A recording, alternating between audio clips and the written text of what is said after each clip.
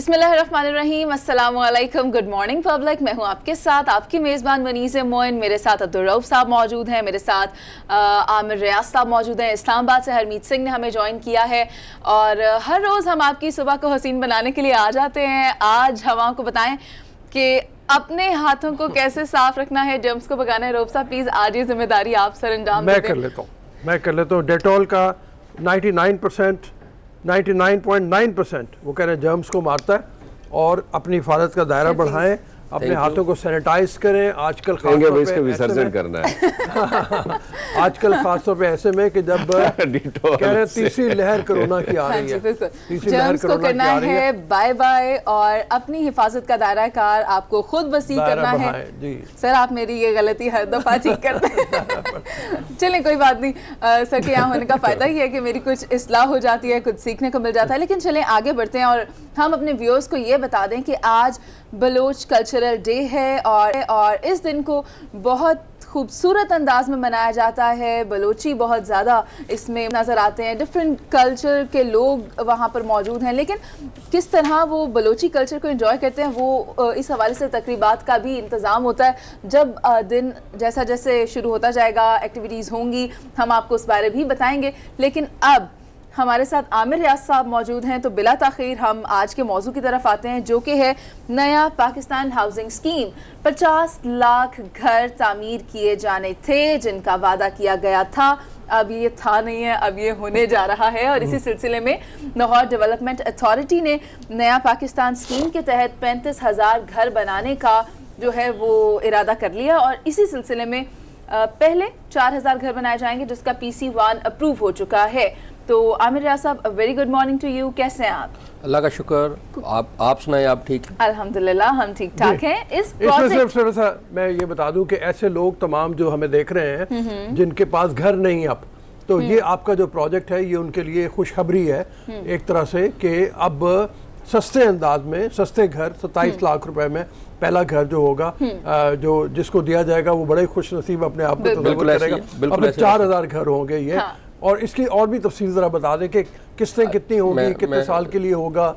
जी, ये सारा आपको ब्रीफ करता हूँ। अच्छा, ये प्राइम मिनिस्टर ऑफ पाकिस्तान का जो विजन है कि 50 लाख घर जो हमारी गवर्नमेंट का फ्लैगशिप प्रोजेक्ट था कि हमने लोगों को देने थे, और इसी की एक कड़ी है। LDA ने इसके ऊपर काम करना शुरू किया कोई 1 साल पहले, 10 महीने पहले हमने प्राइम मिनिस्टर के विजन को आगे लेके हम चले। चूँकि हमारी जो अथॉरिटी है इसके जो चेयरमैन होते हैं वो चीफ मिनिस्टर पंजाब होते हैं LDA के, और हमारे जो वाइस चेयरमैन हैं उन्होंने इसके ऊपर बड़ी मेहनत के साथ काम शुरू किया, और हमने फाइंड आउट किया कि हमारे पास कहाँ पे लोकेशन अवेलेबल है, अच्छा। जगह कहाँ पे अवेलेबल है, कहाँ पे हम इस प्रोजेक्ट को लेके कर सकते हैं। तो हमें जो हमारे पास लैंड अवेलेबल हमें मिली वो हमें हल्लोकी के मुकाम के ऊपर मिली। ये हल्लोकी इंटरचेंज है रिंग रोड के ऊपर, और ये बड़ी ज़बरदस्त लोकेशन है जहाँ से आप फिरोजपुर रोड से पहुँच सकते हैं 5 मिनट में। वहाँ से आप ड्राइवन रोड पे आप जा सकते हैं। एयरपोर्ट पे आपने जाना है तो आप वहाँ से 15 मिनट के ऊपर ड्राइव पे जा सकते हैं। तो इस लिहाज से इसकी लोकेशन वाइज ये बड़ा ज़बरदस्त इसकी एक लोकेशन है। मैं सिर्फ एक दरमियान में टोक लूं। जी ज़रूर सर, ज़रूर जी। वो ये है कि 4,000 घर से शुरू कर रहे हैं। बैंक ऑफ पंजाब से जी सर, आपका जी बिल्कुल जो है एग्रीमेंट हो चुका है जी, और बैंक ऑफ पंजाब से आपका जो एग्रीमेंट है वो तकरीबन 10 अरब रुपए का है जी। ये एक्चुअली सर पहला जो हमारा फेज़ है उसमें टोटल हमने 35,000 के लिए किया। तो पहले फेज़ में हम 4,000 बनाने जा रहे हैं। अच्छा, इसमें हमने कैटेगरी रखी है। अच्छा। जो पहले फेज में हम जो घर बनाने अपार्टमेंट्स बनाने जा रहे हैं ये ग्राउंड +3 होंगे, और ये एक अपार्टमेंट 650 स्क्वायर फीट का होगा। अच्छा। तो मैं समझता हूँ कि 650 स्क्वायर फुट अप्रॉक्सीमेटली अगर आप मरलों में देखें तो वो 3 मरले का एक अपार्टमेंट बनता है। तो एक नॉर्मल फैमिली के लिए एक मुनासिब जगह रहने के लिए 2 बेडरूम होंगे, उसमें 2 हाँ छोटा सा होगा, और उसके किचन होगा, बाथरूम वगैरह होगा, और बालकनी एक छोटी सी हमने उसके अंदर रखी हुई है। और ये बड़ा ज़बरदस्त मैं समझता हूँ कि बड़ी मुनासिब एक जगह है। अच्छा, इसमें सबसे खूबसूरत जो बात है इसकी, हमने अप्रॉक्सीमेटली जो प्राइस इसकी कैलकुलेट किया है, जिसमें लैंड कॉस्ट शामिल है। अच्छा। जिसमें उसके स्ट्रक्चर जो इंफ्रास्ट्रक्चर है वो सारा शामिल है। तो वो कोई अप्रॉक्सीमेटली 27 लाख के करीब इसकी कॉस्ट बनती है। तो वही हम लोगों से लेंगे, और कोई प्रॉफिट नहीं, कोई बिल्कुल कोई प्रॉफिट नहीं सर। आमिर साहब, जैसा कि ये लाहौर डेवलपमेंट अथॉरिटी का प्रोजेक्ट है, तो क्या कहेंगे, लाहौर के अंदर ही है या लाहौर के मज़ाफ़ात में वाक़ है? इसकी लोकेशन क्या है? देखें, पहला तो मैंने आपको गुजारिश की ना, पहला तो हम ऐसा तो ना हो ना कि इतनी कम रकम में शहर से बाहर निकाल के कहीं बहुत दूर नहीं, मैंने आपको शुरू में इसकी लोकेशन जो बताई है, लोकेशन आप देखें कि इसकी बड़ी हॉट लोकेशन है। अच्छा, रिंग रोड के बिल्कुल ऊपर, इंटरचेंज के ऊपर। आप 15 मिनट के अंदर आप एयरपोर्ट पे पहुंच सकते हैं। आप 5 मिनट की जो ड्राइव है उससे आप फिरोजपुर रोड पे पहुंच सकते हैं। अच्छा, ठीक है जी। अगर आपके यहाँ से मैं चलूँ तो मेरा ख्याल है आपके स्टूडियो से हम 20 मिनट में 15 मिनट में पहुंच सकते हैं। तो कोई बिल्कुल वो सेंटर ऑफ द सिटी बनने जा रहा है। अच्छा, थोड़ी सी इंस्टॉलमेंट के बारे में भी जी सर, मैं ये बताइएगा कि क्या जो वज़ीर-ए-आज़म हाउसिंग लोन जो दिया जा रहा है, क्या ये उसी के साथ रिलेटेड है, उसी की तरह इसके भी शराइत हैं या उससे कुछ मुख्तलिफ है? अच्छा देखें, वो लोन तो घर बनाने के लिए वो गवर्नमेंट ने एक अनाउंस किया है, तो इसमें भी नेवडा हमारे साथ है। नेवडा ने इसके ऊपर, मैं उसी पे आ रहा था अभी, रऊफ साहब ने भी जो पूछ रहे थे कि इसके अंदर 27 लाख तकरीबन कॉस्ट है और 3 लाख रुपया इसके ऊपर सब्सिडी देगी गवर्नमेंट। ठीक है जी। और उसके बाद 7 बैंकों का इसके ऊपर एग्रीमेंट हो गया है। अच्छा। और इसमें बैंक ऑफ पंजाब इसको, चूंकि वो गवर्नमेंट का वो लीड कर रहा है। अच्छा, इसमें जो सबसे खूबसूरत बात है, अच्छा, सबसे खूबसूरत बात यह है कि जब आपने उस अपार्टमेंट को बुक करवाना है तो वो आप करवाएंगे 10% के साथ। ठीक है। 27 लाख का है तो 2,70,000 रुपए से आपका वो अपार्टमेंट बुक हो जाएगा। ठीक है। क्योंकि अगर एप्लीकेशन बहुत ज्यादा होंगी तो शायद हमें बैलेट पे जाना पड़ेगा। जो लोग जिनका नाम निकलेगा वो एक कंप्यूटराइज सिस्टम होगा, शफाफ साहब के सामने होगा। बिडिंग और टेंडर्स के बारे में वो भी मैडम आपको। अच्छा, उसके बाद इसकी जो इंस्टॉलमेंट है, सबसे खूबसूरती जो है वो आपकी उस दिन शुरू होगी जिस दिन हम आपको चाबी देंगे। अच्छा, मैं देखें कि जो बंदा जिसका ख्वाब है अपने घर का, और आज लाहौर के अंदर, और अगर आप उसको 20 साल के ऊपर ले जाएंगे तो हम जो कैलकुलेट कर रहे हैं जो उसकी इंस्टॉलमेंट है वो 16-17 हज़ार के करीब होगी। कि शायद इस पैसों में आपको आज अपार्टमेंट रेंट पे नहीं मिलता, तो वो रेंट देता रहेगा और अपार्टमेंट उसका अपना हो जाएगा। ये गवर्नमेंट की बहुत बड़ी, मैं समझता हूँ, ये प्राइम मिनिस्टर का जो विजन है, और इसके ऊपर हमारे जो लोगों ने इसके ऊपर काम किया, हमारे वाइस चेयरमैन साहब ने, हमारे सीएम साहब ने इसके ऊपर खसूसी तौर पे हमें हिदायत दी। तो ये गवर्नमेंट की बहुत बड़ी अचीवमेंट है कि आप इंस्टॉलमेंट का तब शुरू करने जा रहे हैं जब वो बंदा उस घर के अंदर सेटल हो जाएगा। ठीक है। तो जो आपका दूसरा सवाल था बिडिंग, उसके ऊपर मैडम बिल्कुल पूरा काम हो गया। हमने इसका डिज़ाइन सारा कंप्लीट कर लिया, हमने इसका PC1 वगैरह सारा कंप्लीट हो गया, उसकी अप्रूवल्स होगी, कैबिनेट से अप्रूवल्स होगी। उसके बाद इसका बिडिंग का प्रोसेस ऑलमोस्ट हमारा कंप्लीट हो गया। पहले इसका ऑलमोस्ट हमने सबसे बिडें जमा हो गई हैं, उसकी टेक्निकल वैल्यूएशंस हो गई हैं, तो मैं बिल्कुल आखिरी मराहल में है। मैं उम्मीद कर रहा हूँ कि इंशाल्लाह अगले वीक के अंदर, अगले फ्राइडे को होपफुली प्राइम मिनिस्टर से हम उसका इनॉग्रेशन के लिए टाइम मांग रहे हैं कि प्राइम मिनिस्टर खुद तशरीफ लाएं और मौके के ऊपर वहाँ आके वो ग्राउंड ब्रेकिंग को वहाँ पे ईंट रखेंगे। और इंशाल्लाह जब प्राइम मिनिस्टर उसको इनॉग्रेट कर देंगे, ये प्रोजेक्ट ऐसा नहीं होगा कि एक दफ़ा प्राइम मिनिस्टर ने या किसी सीएम ने इनॉग्रेट कर दिया तो उसके बाद बस ख़त्म हो गया और लोग वापस। उसके बाद आप देखेंगे कि इंशाल्लाह हमने जो उसका बैक एंड पे सारा प्रोसेस था वो कंप्लीट कर लिया। उसके बाद ये प्रोजेक्ट इंशाल्लाह भागेगा, दौड़ेगा इंशाल्लाह। हमारे साफियों का बड़ा इंटरेस्ट अच्छा, अमिर मुझे ये बताइएगा कि एक तो जो कोरियन कंपनी है उन्होंने एक मॉडल भी रखा है इस्लामाबाद में, जिनका कहना ये था कि अगर वज़ीर-ए-आज़म इमरान खान का जो विजन है, अगर वो हमसे रब्ता करते हैं तो 30 लाख में हम ये घर जो है वो बना सकते हैं। टू स्टोरीज घर है। एक तो मुझे ये बताइए क्या उनसे भी कोई रब्ता आप लोगों का है, और दूसरी बात ये कि साल में कितने घर तैयार हो जाएंगे, जो तरीकाकार जो प्रोसेस चल रहा है आप लोगों का? रबी, इसमें ऐसा है कि देखें, हमने तो इसके ऊपर ओपन बिडिंग की, हमने अखबार में इश्तिहार किया, जो लोग आना चाहते हैं वो आएँ और इसमें बिड करें। वो ज़ाहिर है अगर वो कोरियन कंपनी कोई इंटरेस्ट रखती थी वो LD के पास आती, और ज़ाहिर है हमने तो इसको ओपनली सबके लिए फॉर्म के ऊपर छोड़ा हुआ था। और दूसरा ये है कि हमारी कॉस्ट उनसे कम है। हमारा जो 650 स्क्वायर फुट का अपार्टमेंट है वो हम 27 लाख में हम नो प्रॉफिट नो लॉस के ऊपर, इसमें से गवर्नमेंट ऑफ पाकिस्तान कुछ नहीं बल्कि इसके ऊपर 3 लाख रुपए सब्सिडी देगी। जब 3 लाख देगी तो वो उस जो 24 लाख पे आ जाएगा। तो वो मेरा ख्याल है कि हम उससे भी सस्ता बनाने जा रहे हैं इसको। बिल्कुल सही है। अच्छा, ये बताइए कि अंदाज़ा जब प्राइम मिनिस्टर इसको कर देंगे, जी जी, इनॉग्रेट कर देंगे, उसकी ईंट रख देंगे, उसके बाद आपके ख्याल में कितना प्रोसेस होगा लोगों को कि वो देखें ना, लोगों का तो इंटरेस्ट ही होता है, जो लोग देख रहे हैं जो बेघर हैं, जिनके पास घर नहीं है, वो ज़ाहिर एप्लीकेशन देंगे, अब उनका इंटरेस्ट होगा कितनी देर में उनको घर मिलेगा। सर ये जो पहला फेज है 4000 का, ये हमने 1.5 साल का इसका टेन्योर हो रहा है, 1.5 साल के अंदर हम इंशाल्लाह उनको हैंड ओवर कर देंगे। ठीक है, और उसके बाद फिर अगले 35,000 की जब सर ये साइमल्टेनियसली एक एक्सरसाइज होगी। सपोज हमने ये शुरू कर दिया, हमारा ये अगले 10 दिन में शुरू हो जाता है या 15 दिन में ये ऑन ग्राउंड शुरू हो जाता है, तो अगले 1-1.5-2 महीने में, चूंकि अब हमारा मॉडल सारा तैयार हो गया। अच्छा, जो हमने मैं कहीं पढ़ रहा था कि दुनिया में ऐसे होता है, दुनिया में कि वो उनका जो टाइम 60% टाइम वो लगाते हैं प्लानिंग पे और 40% एग्जीक्यूशन के ऊपर। अच्छा। ठीक है, लेकिन मैंने यहाँ पे बीइंग इंजीनियर इससे पहले देखा कि यहाँ पे प्लानिंग बाद में हो रही होती है और एग्जीक्यूशन पहले स्टार्ट करते हैं। सर ये अगर आपने बात किया तो मिसाल भी दें। बहुत सारी मिसालें हैं। वो फिर एक पॉलिटिकल सुबह वो रात को करने वाले शोज हैं और वो रात को उस पर काफी डिबेट भी हम करते हैं, लेकिन मैं वो बहुत सारी उसकी मिसालें हैं। आप लाहौर को ले ले, लाहौर में स्पोर्ट्स कॉम्प्लेक्स बनाए गए हैं और वो आज आधे अधूरे पड़े हैं, आशियाना बनाया तो आधा अधूरा पड़ा हुआ है। वो मिसालें अगर मैं गिनवाना शुरू करूंगा तो वो बहुत सारी है।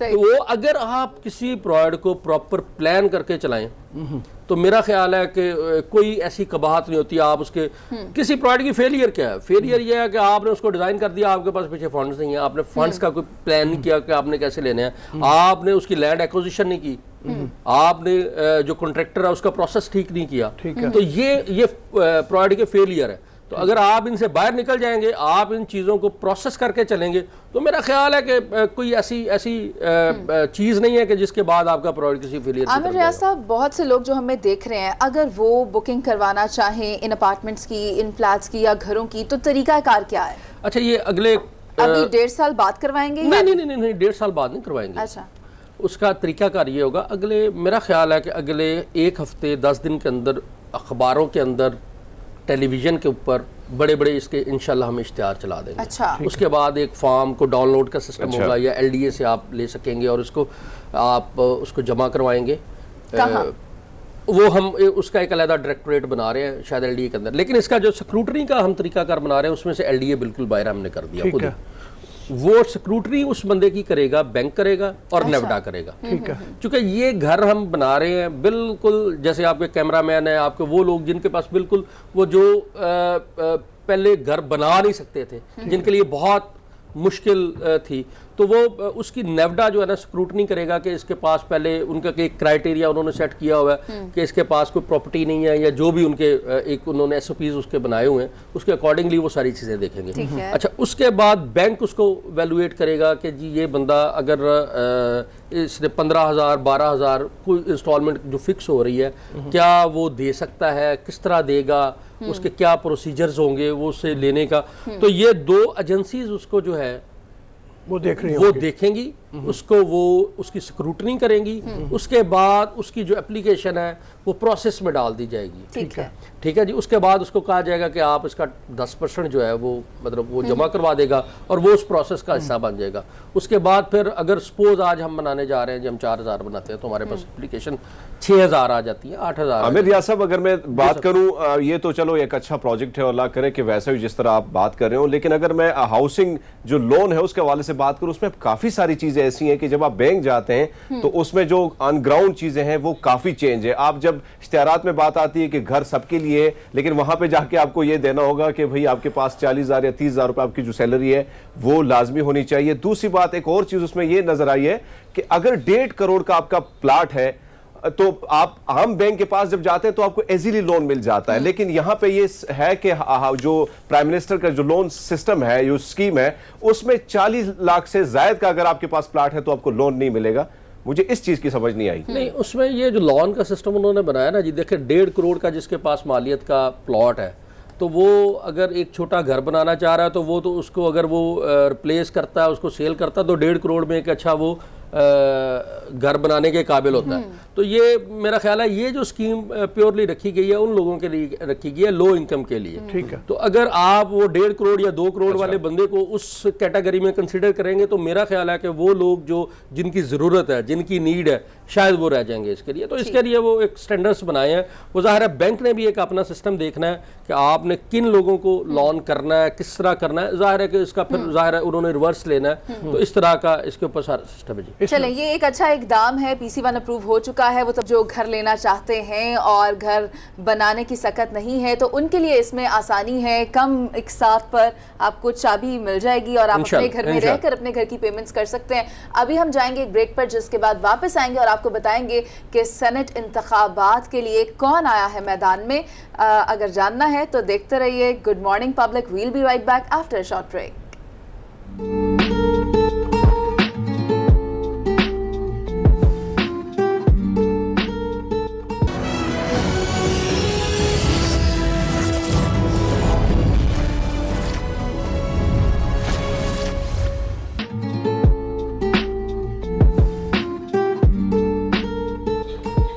Welcome back public. और जैसा कि सेनेट इंतखाबात कल होने जा रहे हैं, तैयारियां मुकम्मल तौर पर जारी हैं। बात कर लें कि मैदान में कौन आ रहा है, जिस बारे मैंने आपको ब्रेक पर जाने से पहले बताया था, तो हम आपको विदाउट एनी सस्पेंस बता देते हैं। वज़ीर-ए-आज़म पाकिस्तान इमरान खान बजाते खुद अब इसके अंदर पार्टिसिपेट कर रहे हैं, एक्टिविटीज़ को जो है वो देख रहे हैं, कर रहे हैं, खुद देख रहे हैं, मॉनिटर कर रहे हैं। और आज लंच भी है, आज एक लंच उन्होंने किया हुआ है जिसमें उन्होंने हम ख्याल जमातों को और अपने MNAs MPs को बुलाया हुआ वहाँ पे, जितने भी लोकल भी उन्होंने बहुत सी मुलाकातें की हैं जो एंश्योर। लेकिन थोड़ा सा सलमान की इसके ऊपर एक्सपर्ट ओपिनियन लेने के लिए हमने सीनियर एनालिस्ट सलमान आबिद साहब को आज अपने प्रोग्राम में मदऊ किया है। तो सलमान साहब, very good morning to you. Thank you very much. आपका भी रऊफ साहब का भी फायदा उठाते हुए आज जरा यहीं से शुरू कर लें।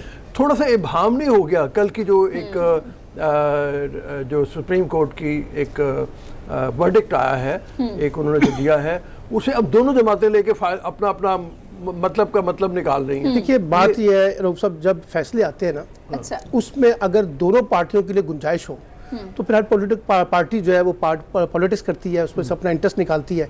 अब आप देखिए बुनियादी सवाल वहाँ ये गया था कि क्या आर्टिकल 226 के तहत ये ओपन बैलेट और खुफिया बैलेट हो सकता है। वहाँ तो फैसला आ गया कि ये खुफिया बैलेट के जरिए, लेकिन जो प्रोसीडिंग चली वो जो मेल प्रैक्टिसेस के कॉन्टेक्स्ट था, ट्रांसपेरेंसी का कॉन्टेक्स्ट था, उसमें इतनी गुफ्तगू हुई कि उन्होंने कल सारा फैसले के अंदर पूरा का पूरा बॉल जो है ना वो इलेक्शन कमीशन के कोर्ट में डाल दिया। अच्छा, वो इलेक्शन कमीशन कल से सर पकड़ के बैठा हुआ है और कई इजलास कर चुका है कि किस तरीके से ये जो हमें तजावीज़ दी गई हैं, गाइडलाइन दी गई हैं, इसके मुताबिक ऐसा क्या करें जिसकी वजह से वो जो है ना हम इसको ट्रांसपेरेंट इंश्योर कर सकें।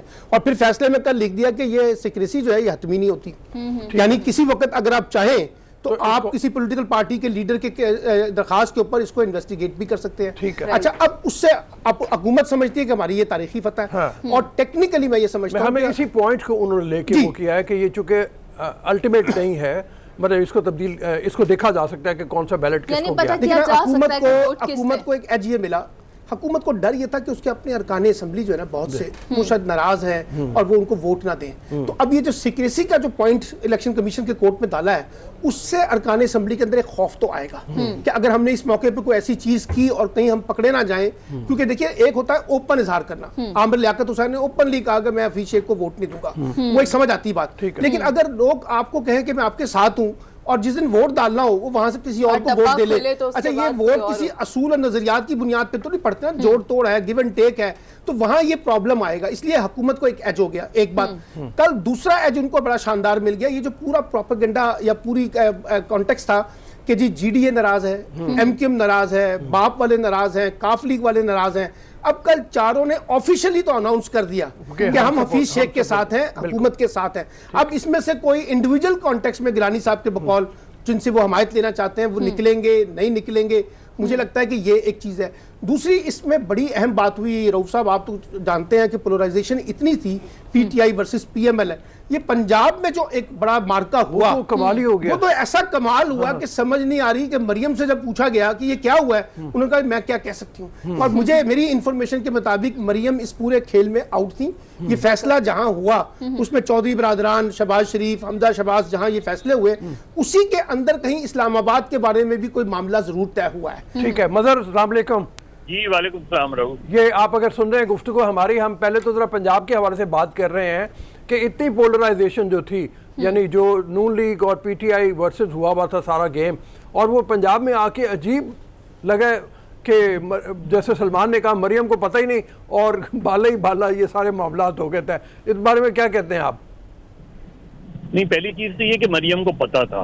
अच्छा, नहीं है कि मरियम को नहीं पता था। मरियम से राब्ता किया गया था कि एक मुस्लिम लीग नून के ही जराए के मुताबिक, और उसमें हुआ ये था कि इनिशियली जो चौधरी परवेज इलाही हैं उन्होंने पहले तो कुछ ऐसे लोगों से बात की कि जो तकरीबन सबसे राब्ते में थे, और उनसे ये कहा कि ये फॉर्मूला है अगर आपने चीज़ों को बिगाड़ने से बचाना है।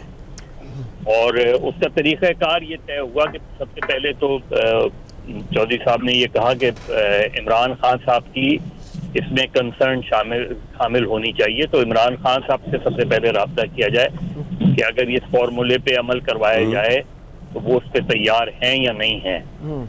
जब उन्होंने अपनी रजामंदी जाहिर की तो फिर चौधरी साहब ने मुस्लिम लीग नून के MPs से बात की, और उसमें एक आध को छोड़ के तकरीबन सब राजी थे कि यही बेहतर तरीका है। और उसमें उन्होंने सीधी सी बात की कि वरना आपकी एक नशर जो है वो कम भी हो सकती है, और यही PTI वालों से भी उन्होंने यही बात की कि जाहिर है तो बोली लगेगी। मजहर साहब, सुप्रीम कोर्ट की अगर हम बात करें कल के फैसले के हवाले से, तो इसके दो पहलू सामने आए, आईनी और कानूनी और सियासी तौर पर। तो सियासी तौर पर आप क्या समझते हैं कि किस पार्टी को ज्यादा फायदा होगा?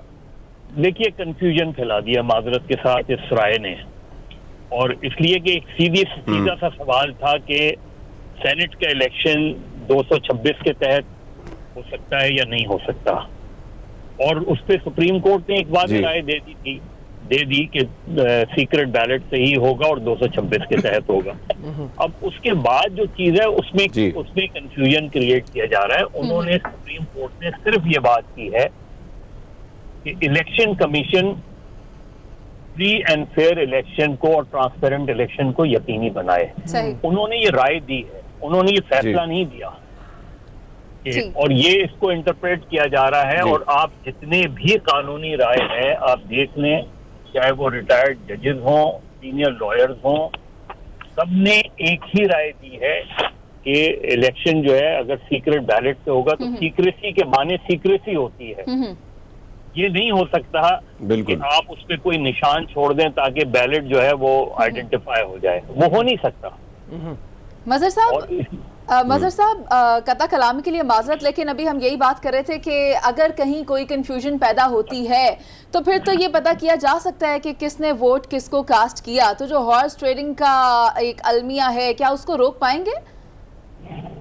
देखिए, सीधी सी बात यह है, मैंने ये आर्गुमेंट की थी कि हम जो पॉलिटिशियंस हैं वो अपनी अखलाकियात को सुप्रीम कोर्ट से वो करवाना चाहते हैं। यानी मैं अपनी सियासी जमात को बेहतर करने के लिए तैयार नहीं हूँ।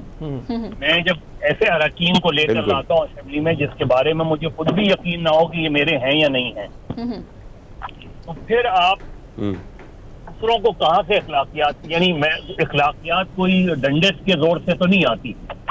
अखलाकियात के तो माने ही यही होते हैं कि मेरी तरबियत ऐसी हो कि मैं कभी भी इस सूरत हाल से गुजरूं ही नहीं। रऊफ साहब को पता होगा, यानी आपके जो एतमाद के लोग होते हैं, इत्काद के लोग होते हैं, उन पे आपको ब्लाइंड फेथ होता है कि किसी भी सूरत में ये कभी भी पार्टी के जो है पॉलिसी के खिलाफ नहीं जाएगा। लेकिन जब आप इलेक्टेबल्स को लेकर आते हैं तो फिर उसके बारे में आप नहीं कह सकते कि ऐसा ही होगा। अच्छा, मदर आप साथ ही रहिएगा हमारे, थोड़ी सी सलमान से बात करके हमने ब्रेक पे जाना है। उसके बाद आपकी तरफ वापस आएंगे। अच्छा, ये जो हमने पंजाब में मामला देखा है ये सिंध में नहीं हो सकता, कम से कम सिंध में पोलराइजेशन बहुत ज़्यादा है। और फिर जो 3 मेंबरान जिनके बारे में कहा जा रहा है कि उनको अगवा कर लिया गया, वो सामने भी आ गए, वो सामने भी आ गए, उनमें 2 ने तो कह भी दिया कि जी हम पीटीआई से बहुत सेटिस्फाइड नहीं है। तो वहाँ पोलराइजेशन ज़्यादा बढ़ गई है। बल्कि देखिए, एक तो बड़ा ब्रेक थ्रू आज होने का इम्कान है, वो है केपीके और बलूचिस्तान में। ठीक है, वहाँ उन्होंने आपस में मफाहमत के लिए पैकेजेस दे दी हैं। अगर ये इत्तफाक राय हो गया तो वहाँ पे भी बिला मुकाबला वाला मामला जो है ना वो आ जाएगा। सिंध की सिचुएशन जरा डिफरेंट है, लेकिन जिस तरह से पीपल्स पार्टी ने 2 सीटों की ऑफर की थी एमक्यूएम को, एमक्यूएम ने उसको कबूल नहीं किया। मुझे लगता ही है कि सिंध के अंदर 1 आध सीट के ऊपर अपसेट जो है ना पीपल्स पार्टी कर सकती है इस दाखिली क्राइसिस के कॉन्टेक्स्ट में। एक दूसरी बात जो अभी मजहर अब्बास साहब ने की, मैं सिर्फ उस पर छोटा सा कमेंट करता हूँ, वो सिर्फ अखलाकियात का मसला नहीं है। जब आप अपने सियासी और कानूनी पहलुओं को उठाकर, यानी पार्लियामेंट में जो काम होना चाहिए था वो आप पार्लियामेंट में करने की बजाय हर मामले को अदालत में जब लेके जाते हैं, तो फिर ये जो कंफ्यूजन क्रिएट हुआ है उसमें सिर्फ अदालत को ना कहें कसूरवार है, फिर वो आप पॉलिटिशियंस, हुकूमत, अपोजिशन जमातें, पार्लियामेंट भी जिम्मेदार है।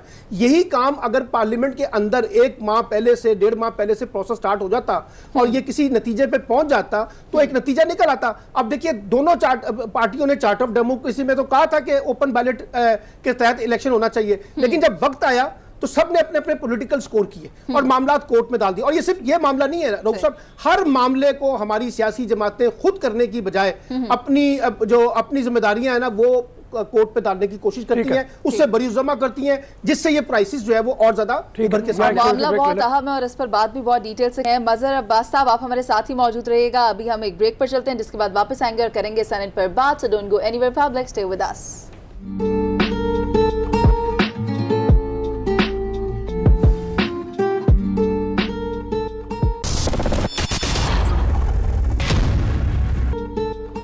Welcome back public. मार्का है सेनेट इंतखाबात का और वज़ीर आज़म पाकिस्तान इमरान खान जो है वो खुद एक्टिव हो चुके हैं अपने उम्मीदवारों की कामयाबी को यकीनी बनाने के लिए। और मजहर अब्बास साहब हमारे साथ मौजूद हैं। मजहर साहब, आपकी जानिब आना चाहूँगी, अब्दुल हफीज़ शेख की कामयाबी के लिए कोशिशें की जा रही हैं, क्या कहेंगे, कितने चांसेस हैं, कितने इम्कानात हैं, किस तरह ये फतह यकीनी बनाई जा सकती है?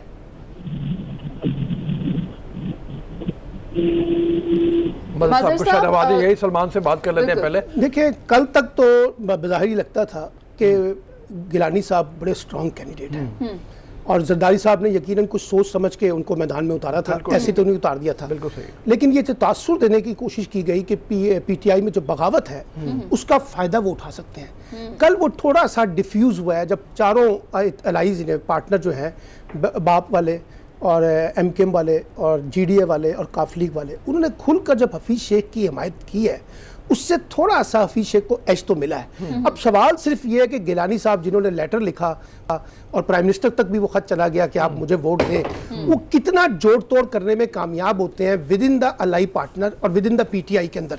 अगर उन्होंने कोई दरार डाली, जो ये कहा जा रहा है जिसकी वजह से पीटीआई को खदशा था कि हमारे कुछ लोग जो है वो किसी वोट दे सकते हैं, तो तब तो कोई चांस बन सकता है।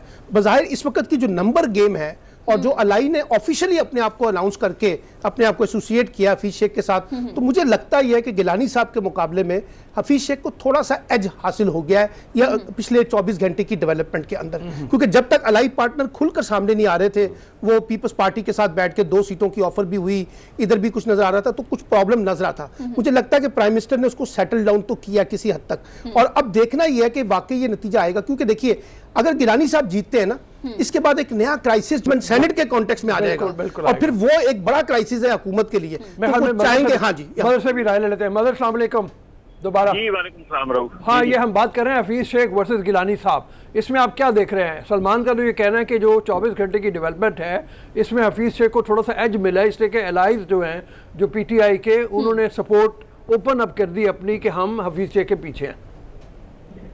देखिए, मुझे तो अदरवाइज भी हफीज शेख साहब हारते हुए तो नहीं नजर आ रहे थे। उसकी वजह यह है कि हारने का मतलब तो पूरे सिस्टम का जाना होता है, और सिस्टम के जाने से मुराद ये नहीं है कि शायद वज़ीर आज़म कानूनी तौर पे या आईनी तौर पे जो है वो चले जाएं, लेकिन इखलाकी तौर पे इमरान खान की पोजीशन बहुत ऑकवर्ड हो जाएगी। क्योंकि उसमें याद रखें कि हफीज शेख और यूसुफ रजा गिलानी में सिर्फ कौमी असम्बली के अराकीन वोट देंगे। तो अगर कौमी असम्बली के अराकीन जो है वो हिज़्ब इख्तिलाफ के उम्मीदवार को वोट दे देते हैं तो फिर डेमोक्रेटिक गवर्नमेंट में तो फिर वो गवर्नमेंट का रहना बड़ा मुश्किल हो जाता है, उनके ऊपर इखलाकी जिम्मेदारी आ जाती है। तो वो मुझे वो सिनेरियो नहीं नजर आ रहा। एमक्यूएम पहले नाराज थी, अशाई पे भी नहीं आई, अब राजी हो गई। क्या समझते हैं कि फैसला जो एमक्यूएम का ये किसी दबाव का नतीजा या जो है कुछ गेन करेगी एमक्यूएम? देखिए, एमक्यूएम तो मुझे खदशा ये लग रहा है कि एमक्यूएम शायद दोनों सीटें लूज कर जाए। अच्छा। मुझे इसलिए आखिरी फैसला तो अभी हम इसको वो कर सकते हैं, लेकिन जो रात तक की इत्तलात थी वो एमक्यूएम के हक में नहीं जा रही थी। पीटीआई के ऑलरेडी तीन एमपीएस जो थे, ये पीटीआई की क़यादत पर हैरान हूं मैं, ये तकरीबन 1 साल से पीपल्स पार्टी से राब्ते में हैं, इनके 3 एमपीएस जी। और ये पीटीआई के कुछ लोगों को पता भी था, और उसमें उनको ये कहा भी गया था कि उनको सिर्फ यही नहीं, कुछ एक आध उम्मीदवार तो ऐसा भी है जो पीटीआई का है, जिसको जो शायद सेनेट के इलेक्शन के बाद पीटीआई छोड़ दें और उनको बाय इलेक्शन में एक को एमपीए की कोई सीट मिल जाएगी, क्योंकि सेनेट के एक उम्मीदवार जो है वो एमपीए की सीट छोड़ेंगे। तो वो पिछले 1 साल से बातचीत चल रही थी इनकी, पीटीआई के 3 एमपीएस की। अब मैं और हैरान हूँ पीटीआई की क़यादत पे कि उनको ये अंदाजा ही नहीं था कि ये होने क्या जा रहा है। दूसरा ये कि एमक्यूएम के अंदर भी प्रॉब्लम्स मौजूद हैं। अब एमक्यूएम के पास बिल्कुल टाइट पोजीशन है, उनके पास 21 एमपीएस हैं। इनके 21 एमपीएस में अगर 2 एमपीएस भी इधर से उधर हो जाते हैं तो फिर जनरल सीट उनकी रुकती नहीं है। सही। और वो जीडीए वाले जो जीडीए हैं वो भी पीपल्स पार्टी से राब्ते में है।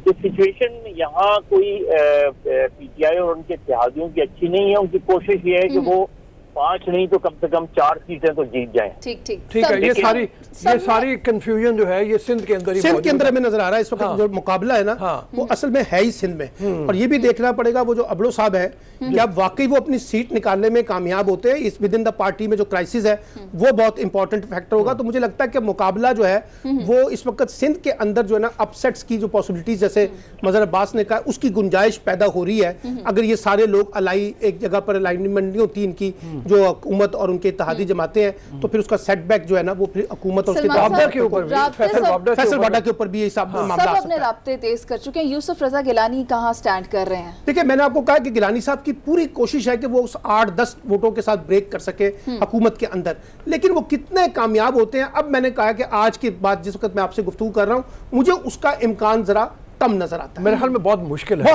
गिलानी का पहले भी बहुत मुश्किल था। और ये मजहर अब्बास ने ठीक कहा है कि अगर वो हारते हैं तो फिर हुकूमत की अपनी पॉलिटिकल पोजीशन जो मॉरल ग्राउंड्स पे भी खड़ी होती है, सियासी ग्राउंड पे भी है, वो बहुत वीक हो जाएगी और उससे हुकूमत को एक बहुत बड़ा सेटबैक होगा। ठीक है।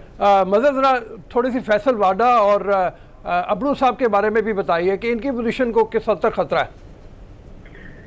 देखिए, फैसल वाडा की पोजीशन, मुझे फैसल वाडा ऐन मुमकिन है कि जीत जाए। फैसल वाडा ज्यादा इम्कान इसी चीज का है। लेकिन अब ये है कि अबड़ो साहब जो है वो कहाँ से वोट लेते हैं, क्योंकि अबड़ो साहब के बारे में भी रिजर्वेशन हैं। तो ये जो यहाँ सिंध के अंदर सिचुएशन है, इसमें जो पीपल्स पार्टी वो राब्ते कर रही है वो तो एक अपनी जगह है, लेकिन पीटीआई के फर्ज करें, पीटीआई के अगर जो है 30-31 एमपीएस हैं तो उनके अंदर 3 ग्रुप्स हैं। एमक्यूएम के अगर जो है वो 21 एमपीएस हैं तो उनके अंदर 2 ग्रुप्स हैं। अब ऐसी सिचुएशन में जाहिर है पीपल्स पार्टी को ज्यादा करने की जरूरत नहीं रहेगी, क्योंकि जो ताल्लुकात हैं वो इस तरह है। देखिए, मुझे शायद फैसल वाडा और अबड़ो ऐन मुमकिन है कि निकल जाएं। मेरे इत्तलात तो यही है कि वो निकल जाएंगे। मजहर साहब, इंतखाबात के हवाले से बताइए कि कितना बड़ा चैलेंज है हुकूमत के लिए, और साथ में जो सुप्रीम कोर्ट की जो राय आया है, इलेक्शन कमीशन का किस किस्म का किरदार होगा? क्या माजी जैसा होगा? और इलेक्शन का जो है वो क्या चैलेंजेस हो सकते हैं? माजी की तरफ कभी चैलेंज के अपोजिशन या हुकूमत कर लेती थी, तो इसके चैलेंजेस के कितना चांसेस है फिर? देखिए, इलेक्शन कमीशन की जो सूरत हाल है, इलेक्शन कमीशन एक इंडिपेंडेंट बॉडी है। अब उसके अंदर आप बहुत से सवाल कर सकते हैं कि वो अपना रोल करते हैं नहीं करते हैं, लेकिन उनके पास पूरा इख्तियार मौजूद है और उस इख्तियार को चैलेंज नहीं किया जा सकता। और यही इलेक्शन कमीशन ने पोजीशन भी दी है वो उन्होंने जो सुप्रीम कोर्ट में पोजीशन ली है वो काफी अनप्रेसिडेंटेड है, क्योंकि इससे पहले इलेक्शन कमीशन ये पोजीशन नहीं लेता रहा है। तो मेरा ख्याल है इलेक्शन कमीशन अपने आप को असर्ट तो कर रहा है। हमने डस्का में भी देखा, हमने सुप्रीम कोर्ट में जो पोजीशन ली, इस तरह की पोजीशन हमने माजी में इलेक्शन कमीशन को लेते हुए नहीं देखा था। ठीक है, thank you mother, election thank you mother, thank you. हाँ, बस क्विकली जो मेरा ख्याल है कि जो इलेक्शन कमीशन है ना, ये आज जो उनका इजलास होगा उसमें से कुछ ना कुछ ऐसी इंस्ट्रक्शन जरूर सामने आएंगी जो ट्रांसपेरेंसी को और अकाउंटेबिलिटी को इंश्योर करेगा ईसीपी का फैसला। क्योंकि वजह यह है कि जो सुप्रीम कोर्ट की राय से ही आप उसको मुकम्मल तौर पे रूल आउट नहीं कर सकेंगे। तो कल से जो दो इजलास हो रहे हैं, यानी हुकूमत मिली है, अपोजिशन मिली है, फिर उन्होंने सरकारी अफसरान को बुलाया FIA वगैरह को, ताकि कोई ना कोई चीज निकल के आए। तो मुझे लगता है कि इलेक्शन कमीशन ने अपने आप को असर्ट भी करना है, और आप उसमें देखेंगे कि इलेक्शन कमीशन थोड़ा सा हमें ज्यादा खुद मुख्तार और फैसले करते हुए नजर आएगा। बहुत शुक्रिया सलमान साहब के आप यहाँ आए हमारे प्रोग्राम में। सेनेट इलेक्शन से मुतल्लिक हमने गुफ्तगू की। अभी वक्त हुआ है हेडलाइंस पर जाने का, तो हेडलाइंस की ब्रेक, जिसके बाद हम वापस आएंगे और दोबारा करेंगे आपसे बात। So don't go anywhere, public. We'll be right back after a short break.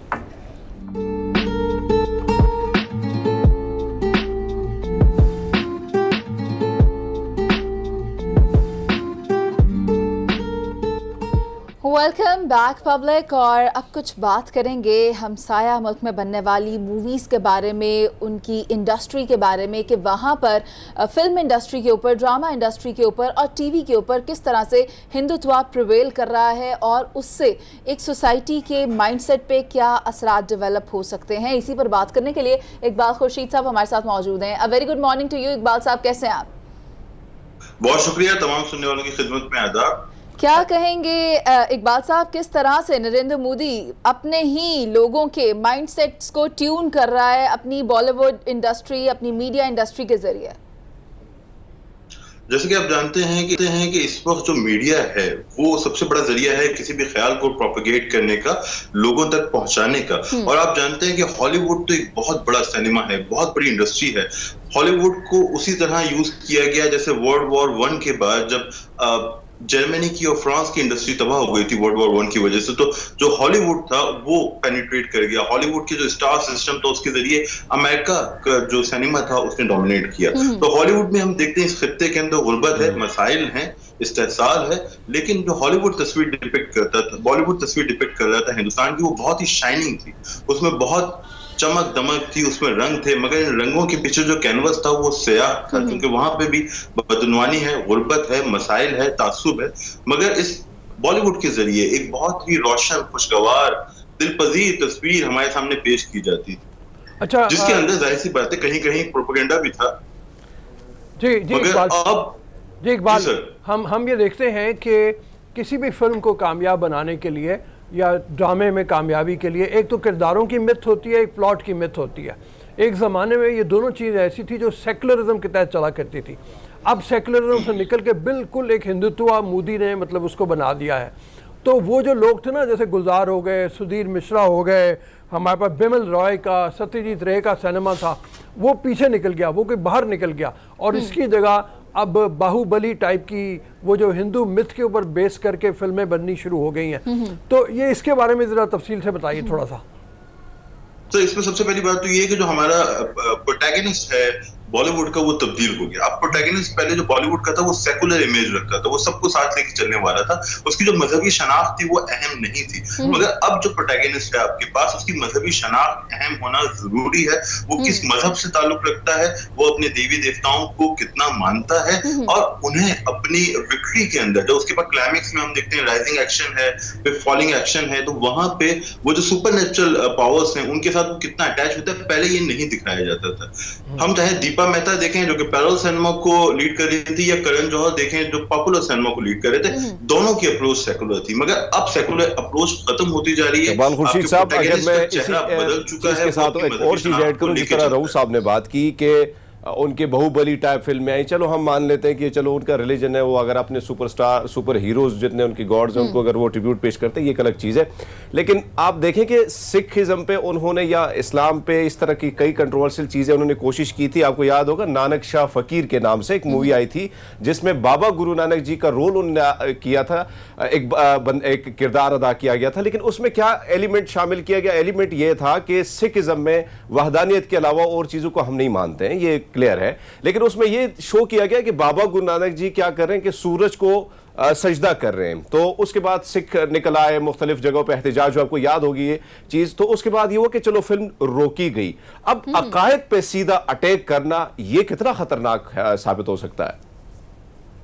देखिए, ये खतरनाक तो साबित हो सकता है, मगर मसला यह है कि हिंदुस्तान के अंदर इसमें जो अक़लियतें हैं वो बेशुमार मसाइल का शिकार हैं। उनके पास उनकी आवाज दबाई जा रही है, उनके पास हकूक महदूद हो गए, सुकड़ गए। तो ऐसे में जब सर्वाइवर फॉर द फिटेस्ट का कॉन्सेप्ट आ गया है, किसी भी जानवर की जिंदगी इंसान की जिंदगी से ज्यादा अहमियत इख्तियार कर गई है। अब आप देखें कि खिलजी और अब्दाली का जो किरदार है उसे उस ढब पे दिखाया जाता है जैसे वो नहीं थे, और उन किरदारों को ग्लोरीफाई किया जा रहा है जो शायद मुगलों से जंग हार गए थे। हमें ऐसा लगता है कि आने वाली फिल्मों में, आने वाले हॉलीवुड के अंदर जो मुगल हैं जिन्होंने एक अर्से हुकूमत की, जो सेकुलर अप्रोच भी रखते थे, इसमें अकबर जैसा बादशाह था, अब वो लीड पे नहीं आएंगे। उन्हें मरकजी किरदार नहीं दिया जाएगा, बल्कि उन राजा महाराजाओं को दिया जाएगा जो शायद मुगलों से जंग में हार गए थे। और इसकी मिसाल हमने तानाजी टाइप की फिल्म्स में देखी भी। ठीक, अच्छा इकबाल, एक मूवी का नाम तो हरमीत ने कर दिया। इस तर्ज पर बनाई गई कौन कौन सी मूवीज हैं जो भारत में बनी है लेकिन वो रिलीजन के साथ कॉन्ट्रडिक्ट कर रही हैं?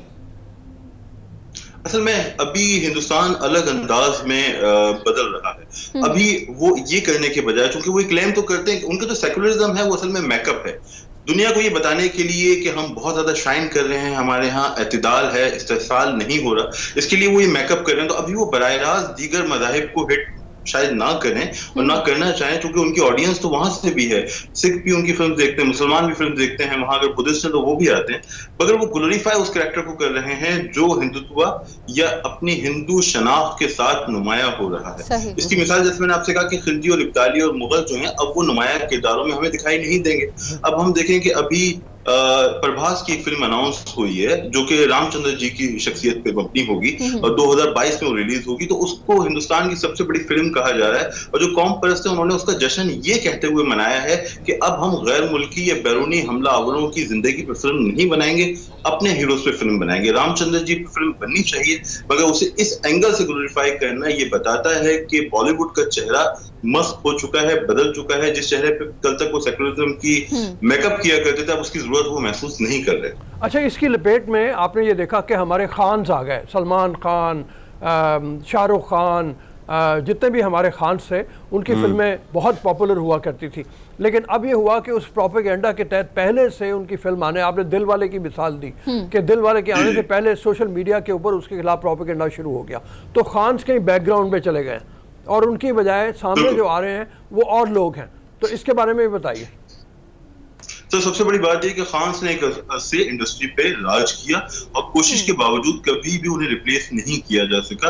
अमिताभ बच्चन के बाद जो फिनोमेना था वो खान्स थे, मगर जब मोदीज़म आया, यानी कि मोदी साहब की हुकूमत आती है, तो फिर हम देखते हैं कि ट्रेंड्स बदलने लगते हैं। और हमने देखा कि ये जो स्टार्स थे, जो स्टार पावर पर रिलाय करते थे और इसके बावजूद कि मुसलमान थे, उन्हें हमेशा एक्सेप्ट किया गया, उनकी बाबत रवैया बदला। शाहरुख खान की फिल्म थी दिलवाले, एक कमर्शियल फिल्म थी, हम उस फिल्म को कोई मतलब पीस ऑफ आर्ट नहीं था, मगर मामला ये हुआ कि उन्होंने अदम बर्दाश्त से मुतालिक एक कमेंट किया। उस वक्त बीजेपी की हुकूमत ताज़ा थी, तो उनके खिलाफ शदीद रद्द-ए-अमल आया और सिनेमास के बाहर प्रोटेस्ट हुआ, कई शोज कैंसिल हुए, जिसकी वजह से फिल्म को करोड़ों का नुकसान हुआ। वो पहला डेंट था मेरे नजदीक जो खान्स की स्टारडम में लगा। उसके बाद हमने देखा कि आमिर खान साहब ने भी एक बयान, इकबाल साहब एक और चीज पूछना चाहूंगा आपसे, अगर हम देखें तो भारत की जो फिल्में थी, जिसमें आपने कहा कि जो रियल भारत है वो फिल्मों में काफ़ी मुख्तलिफ हमें लगा, मैं बड़ा अच्छा भी लगा काफ़ी सारी उनकी मूवी। लेकिन अब जो ये ट्रेंड बदल रहा है, ड्रामों में भी हम देखते हैं कि वो एलिमेंट अंदर हो गया है, वो एलिमेंट जिस तरह शामिल किया जाता है हर जगह पे, वो देवी देवता, वो सारा सीन जो चल रहा है। एक तो ये बताइएगा कि जिस तरह अभी किसान प्रोटेस्ट चल रहा था, उसी में हमने देखा कि भारत के कोई एक्ट्रेस या एक्टर जो है वो भी उस चीज को बड़े कंट्रोवर्शियल तरीके से कर रहे थे। आपको याद होगा कंगना रनावत और जो सिख एक्टर हैं जितने भी हैं, दलजीत सिंह या जितने दोसांझ जो हैं, दलजीत दोसांझ, उनके दरमियान भी जंग शुरू हुई थी। और एक और चीज पूछना चाहूंगा कि अमिताभ बच्चन ने खून के बदले खून का एक नारा लगाया था 1984 में, जिसके बाद सिखों का बड़ा कत्लेआम हुआ था। तो अब ये एक्टर भी इस चीज में आ गए हैं, तो जो एक्टर है उसका तो ये किरदार नहीं होना चाहिए, वो तो सबके लिए वो काम करता है, लेकिन वो भी इसी मामलात में आ गए। तो इसको आप कैसे देखते हैं? सबसे ज्यादा दुख की बात यही है, या जो तशवीश की बात है दुख से ज्यादा, कि जो सेकुलर इमेज था उसको लीड करते थे हमारे अदाकार, यानी हॉलीवुड बॉलीवुड के अदाकार, चाहे से हॉलीवुड वहां पे भी यही चलन था। लेकिन अब ये हुआ कि जो कौम परस्ती की ताजा लहर है उसके तहत अदाकार भी उस रंग में रंग गए। उसका सबब क्या हो सकता है? उसका सबब ये हो सकता है कि आप इसके बेनिफिशियरी हैं। अगर खान के स्टारडम में डेंट लगता है तो हो सकता है अक्षय कुमार और अजय देवगन जैसे अदाकार सामने आए। अभी हमने देखा कि राम मंदिर, जो कि एक बहुत ही कंट्रोवर्शियल इशू है, जिसका अकीदा है उस पर हम केस नहीं लगाना चाहते, मगर एक हसास मामला था, और अक्षय कुमार ने उसके लिए चंदा देने की अपील करके ये ऐलान कर दिया, वाज़ेह कर दिया कि वो अपनी सेकुलर इमेज को तस चुके हैं। कंगना रनावत की आपने बात की, उनका रवैया भी यही है। वो तो एक तरह से मोदी हुकूमत की तर्जुमान के तौर पे हमें दिखाई देती हैं, और इस तरह दीगर अदाकार या क्रिकेटर्स भी जो थे वो इसी रंग में रंगते हुए दिखाई दिए, मजबूरी के बायस या अपने मफादात के पेश नजर। अब मामला यह है कि जो रोशन ख्याल गैर जानिबदार आवाजें हैं वो दब चुकी हैं। इकबाल साहब, यहाँ पर अगर हम एक लम्हे के लिए उनके अदाकार इंडस्ट्री को साइड पे करें और अपनी बात करें, तो वहाँ पर भारत की इंडस्ट्री में जो एक्टिंग या जो मवाद पेश किया जा रहा है वो टेक्नो कल्चरल ट्रांसमीटर के तौर पर है, और उसमें मुसलमानों को वॉयलेंट दिखाया जा रहा है, और ये तासुर भी दिया जा रहा है कि जिस तरह वो भारत या हिंदू राष्ट्र के अगेंस्ट हैं, इस तरह की चीज़ को भी वहाँ पर प्रिवेल किया जा रहा है। तो ऐसा क्यों किया जा रहा है? ये तो नहीं करना चाहिए, किसी के भी मजहबी साख को मुतासर करना या रिलीजन को टारगेट करते हुए इस तरह की चीज़ों को पेश करना। जो नहीं करना चाहिए वो आप और मैं जानते हैं, लेकिन जो हो रहा है वो आप और हमारे सामने है। मणि रत्नम साहब बहुत बड़े हिदायतकार हैं, मुंबई फिल्म उन्होंने बनाई, उसमें हम देखते हैं कि जो हिंदू इंतहा पसंद है वो एक दफ्तर से बाहर निकलते हैं असला लेके, लेकिन जो मुसलमान इंतहा पसंद है वो एक मस्जिद से बाहर निकलता है। तो ये मसाइल जो हकीकत है वो ये है कि इलेक्शंस जब हुए थे, आखिरी इलेक्शंस, तो कांग्रेस मजबूर हो गई कि हिंदू वोटर्स को अपील ना करे, मुसलमान वोटर्स को अपील ना करे। उन्हें अब ये लगता है कि हिंदू वोटर्स के जरिए ही वो हुकूमत बना लेंगे और एक ताकतवर हुकूमत बनाएंगे। एक आखिरी चीज मैं ऐड करना चाहूंगा, जो बॉलीवुड है, अब मामला ये हुआ कि कल तक जो सेकुलर इमेज लेके लीड कर रहा था बॉलीवुड इंटरनेशनल मार्केट में कि ये इंडिया है, अब वो इस दौड़ में अकेला नहीं है। अब ये फिनोमेना बदल चुका है। अब बॉलीवुड हुआ कमजोर और हिंदुस्तानी सिनेमा की टर्म सामने आई है, जिसके अंदर जो साउथ का सिनेमा है, तेलुगु और तमिल सिनेमा, जिसका मैं मद्दाह हूँ, बहुत अच्छा सिनेमा है, वो अब सामने आया है। एक बाहुबली से पहले का सिनेमा था, एक बाहुबली के बाद का सिनेमा। अब बॉलीवुड अकेला नहीं है, उससे कंपटीशन का सामना है। हिंदुस्तानी सिनेमा के स्टार्स इमर्ज हो रहे हैं, और वो स्टार्स खान के जो सेकुलर इमेज था, जो छवि थी, उस पर डेंट डाल चुके हैं। और आने वाले वक्तों में मुझे नहीं लगता कि कोविड के बाद बॉलीवुड के लिए, खास के लिए कमबैक करना आसान होगा। ये बहुत मुश्किल होने वाला है। अच्छा इकबाल, ये देखिए कि कुछ अर्सा पहले मुझे याद है मैंने टाइम में एक आर्टिकल पढ़ा था जिसमें यह था कि किस तरह से नस्लों की नस्लें तैयार की जा रही हैं। प्राइमरी एजुकेशन से उनके सिलेबस तब्दील कर दिए गए हैं, बच्चों के हिस्ट्री की किताबें तब्दील कर दी गई हैं। ये सारा कुछ एक ख़ास नज़रिए को प्रमोट करने के लिए किया जा रहा है। तो क्या ये सारी इंडस्ट्री भी और इस सारे को भी और फिल्म को भी बनाया इसीलिए जा रहा है कि अल्टीमेटली ये साबित किया जाए कि हिंदुस्तान सिर्फ हिंदुओं के लिए है, और किसी मुल्क के बाशिंदे अगर हैं या किसी नस्ल के और या किसी मज़हब के और जो लोग हैं वो उनके लिए यहाँ पे कोई जगह नहीं है? बिल्कुल। तो बात तल्ख है, सियासी है, मगर लगता है ऐसे ही है कि हिंदुस्तान ये फैसला कर चुका है कि अगर आपको हिंदुस्तान में रहना है तो जो हिंदू अक्सरियत है उसी के जेर असर आपको रहना होगा। और जो हमारे अदीब दोस्त हैं जिनसे हम राब्ते में रहते हैं, हम देखते हैं कि उनके यहाँ भी दर्द है। जो हिंदुस्तानी उर्दू अदीब है उनके यहाँ भी दर्द है, अंदेशे हैं, तशवीश है, और वो हमें पूरी सोसाइटी में दिखाई देती है। तो खौफ की फिजा, और जो आपने कहा लफ्ज ब लफ्ज दुरुस्त है। और हिंदुस्तानी सिनेमा को, मैं बॉलीवुड नहीं कह रहा, उसे इस मकसद के लिए कामयाबी से बढ़ता जा रहा है। आने वाले वक्तों में हम नहीं देखेंगे कि पीके जैसी फिल्म दोबारा बनेंगी, या हम दोबारा मुगलों को लीड किरदार करते हुए देखेंगे। करण जौहर की फिल्म तख्त इसी मौजूद पे थी, मगर अब लगता है कि वो फिल्म रिलीज भी शायद ना हो सके। और आपने देखा कि किस तरह करण जौहर को, फवाद खान को अपनी फिल्म के मामले में परेशानी का सामना करना पड़ा। रईस फिल्म में जब मायरा खान थी तो शाहरुख खान साहब खुद जो शिवसेना के दरबार में उन्होंने हाजिरी दी। तो अब ये गुंजाइश कम होती जा रही है, हालात कठिन हैं और आने वाले वक्तों में शायद इकबाल, नजर ये आता है कि भारत का एब्जॉर्प्शन रेट खत्म हो चुका है, ना सिर्फ दूसरों को बल्कि वो अपने ही भारत में रहने वाले मकीनों को भी नहीं पसंद करते। हमने मुतअद्दिद वाक़यात देखे हैं, हमने देखा कि किसानों के खिलाफ उन्होंने क्या किया, फिर वहां पर मौजूद जो दलित हैं वो भी अपनी ही हुकूमत से परेशान दिखाई देते हैं, अपने ही लोगों का जीना मुहाल किया हुआ है। इंतहा पसंदी जब आपके माशरे में आती है, जब ताकत का इस्तेमाल किया जाता है तो यही होता है। हमने माजी में देखा था, लोग सबको याद होगा दिलीप कुमार साहब को जो पाकिस्तान ने एजाज दिया था, तो वहां हिंदू इंतहा पसंद तंजीमों ने मुतालबा किया कि ये वापस किया जाए, लेकिन बहरहाल उस वक्त हालात इतने नहीं बिगड़े थे वाजपेयी साहब की हुकूमत की, अगर मैं गलत ना हूं तो। लेकिन अब इसका इम्कान नहीं है, अब तो सबको चुप लगी है, सब खामोश है, कलम खामोश है, जबानें खामोश है, गैर जानिबदारी की समझे की मौत बाकी। हरमीत, आपको भी याद होगा जब सिद्धू साहब को करतारपुर के सिलसिले में इनवाइट भी किया गया तो उनको भी बहुत सी जो है वहां से भारत से क्रिटिसिज्म मिला कि वो बिल्कुल उनके सर की तो कीमत ही लगा दी गई थी, उनके सर की कीमत लगाई गई थी और काफी सारा तनकीद। उनकी जो टेलीविजन है, खासकर गोदी मीडिया है, तो उस पे तो 24 घंटे, अभी कोई वाकया ऐसे पाकिस्तान में अगर होता भी है या प्रोपेगेंडा बनाया जाए तो उसमें सिद्धू को मेंशन किया जाता है कि सिद्धू किधर है। तो ये अनफॉर्चुनेटली मैं समझता हूं कि बड़ा अजीब सा अलमिया है। और जिस तरह भारत का जो मामला था, यानी सेकुलर का जो राग था, वो अब दूसरी तरफ आरएसएस ही अलाप रहा है और बड़ा नुकसानदेह होगा फ्यूचर के लिए। वैसे पर जाना है, मैं आपको ये बता दूं कि जो मास्क था, जैसा कि इकबाल खुर्शीद साहब ने भी कहा, हरमीत ने भी कहा, वो जो एक चेहरा भारत के ऊपर जमहूरियत के दावेदार होने का था, वो हट चुका हुआ है। अभी हम चलते हैं ब्रेक पर, जिसके बाद वापस आएंगे और करेंगे मुख्तलिफ मौज़ूआत पर बात। हमने मैच की भी बात करनी है जो कल डिले हो गया था। सो don't go anywhere public, stay with us.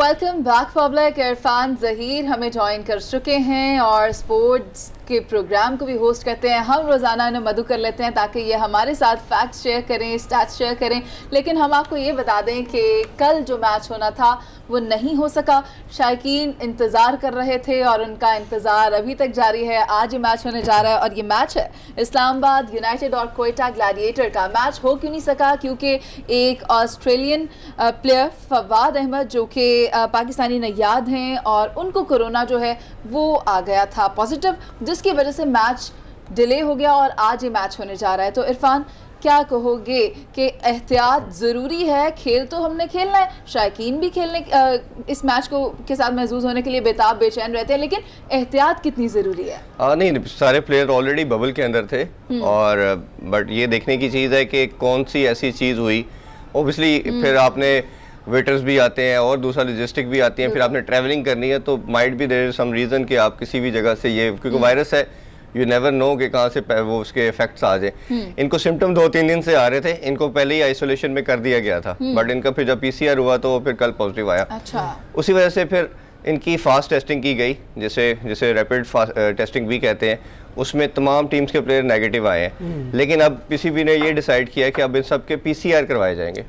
PCR का सबसे पहले इस्लामाबाद और जो हमारा मैच होना है क्वेटा ग्लैडिएटर का, पहले इनका रिजल्ट आएंगे क्योंकि इन्होंने मैच खेलना आज। तो उसके बाद फिर पूरी जितनी भी टीम्स हैं और स्टाफ है जो इस बबल के अंदर अवेलेबल है, उन सब की टेस्टिंग हो रही है। तो मोस्ट लाइकली आज सबकी रिपोर्ट्स आ जाएंगी। 7-8 आवर लगते हैं पीसीआर टेस्टिंग के रिजल्ट आने में। ये कहा गया है कि कोई भी टीम होटल नहीं छोड़ेगी उस वक्त तक जब तक कि उनके टेस्ट नहीं हो। जी बिल्कुल, वो भी है। और प्लस अभी जैसे बात हो रही है कि जो जावेद अफरीदी हैं, जो शावर ज़ल्मी के ऑनर है, उनका भी था कि बायोस्फीयर बबल के पार्ट नहीं थे और वो वहाब रियाज और सेमी से भी मिले हैं और 1-2 प्लेयर से भी मुलाकात की है। तो फिर अब वो काफ़ी स्ट्रिक्ट इस पे पीसीबी का स्टांस है कि चाहे कोई भी हो, अगर तो उसने उस स्क्वाड में रहना है तो डेली उसको उसी सारी चीज़ों को फॉलो करना पड़ेगा, अदरवाइज उसको नहीं मिल सकते। इसमें इरफान सबसे बड़ी बात यह है कि 2 दिन से इरफान, जिस तरह आपने बात की कि सारे बबल में थे, लेकिन अगर हम देखें तो इसके जिम्मेदार आप पीसीबी को नहीं समझते हैं कि बबल सिक्योर जोन जो था,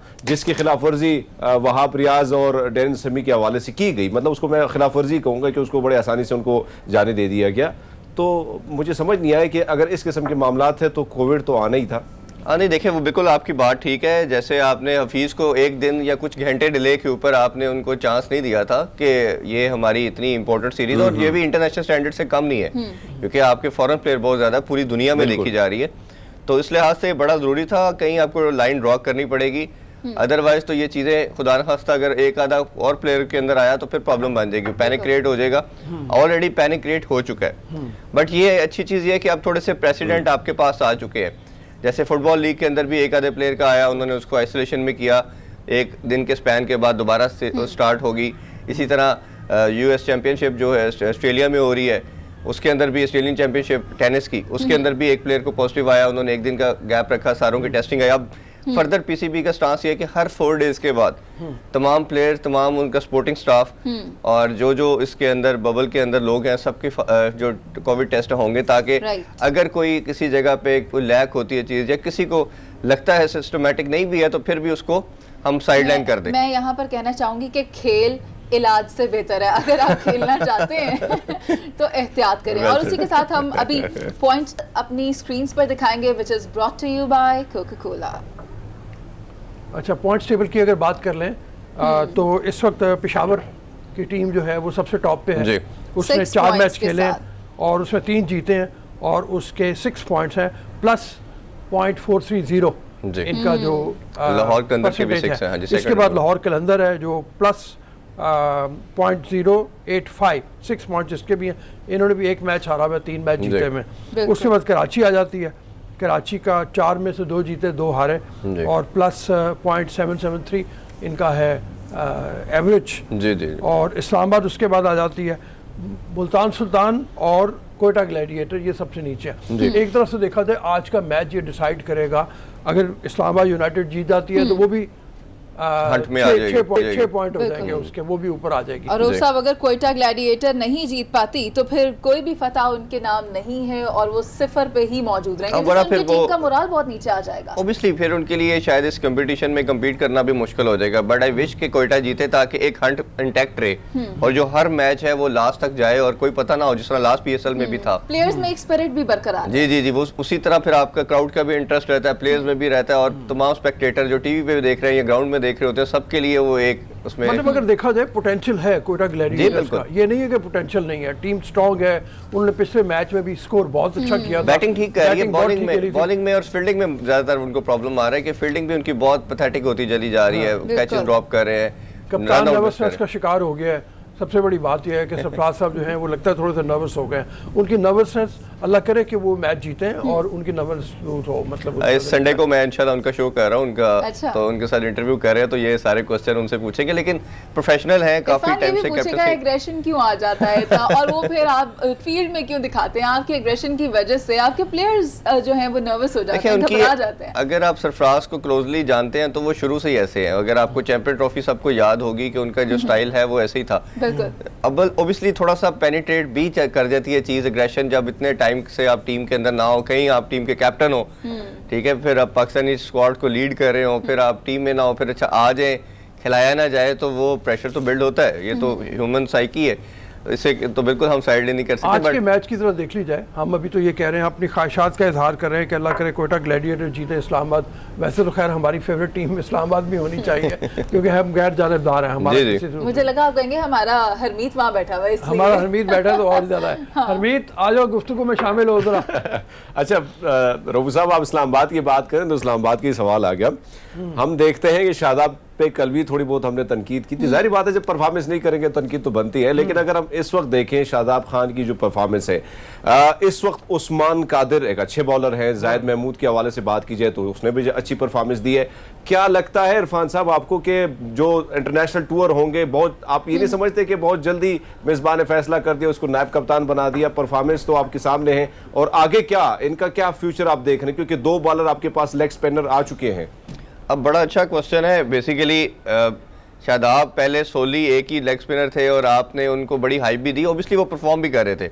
अब इंजरी के बाद हमने देखा कि उनकी लेग स्पिन बिल्कुल खत्म हो गई है और उसके अंदर बॉल लेंथ भी बहुत पीछे करके बॉल कर रहे हैं, जिसकी वजह से उनको स्कोर भी बहुत ज़्यादा हो रहा है। शादाब को सबसे पहले ये अंडरस्टैंड करना पड़ेगा कि वो बॉलर है।